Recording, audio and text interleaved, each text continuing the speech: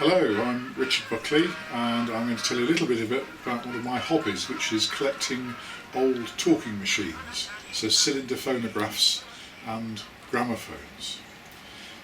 So this is something I really got into when I was about 12.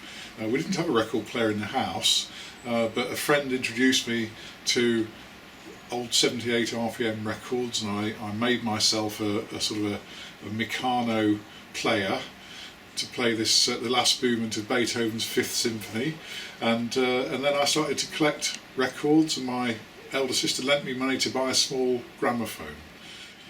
So I'm standing with some of my earliest machines, my favourites. These are Edison Phonographs, so they're designed to play back wax cylinders, so 2-minute cylinders. And I think what really particularly attracts me to them is the fact that they recorded music without using any electricity whatsoever. So they'd have this huge recording horn, and you'd have a singer or an orchestra playing into the horn, and it would then cut grooves into these wax cylinders.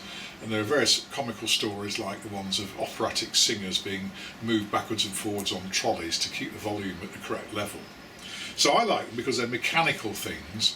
You have to oil them and grease them, you sometimes have to replace the springs and all those sorts of things. I don't necessarily like the music that much of the period, it's a bit of an acquired taste. But amazingly, you can still buy cylinders today.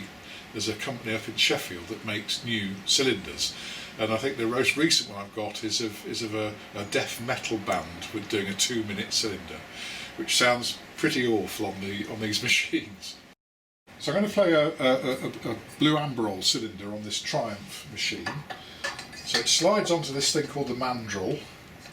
There's a little gate that you shut. And then you move it very carefully to the beginning of the record, to sort of guess. And what happens when it plays, there's a screw which then moves along.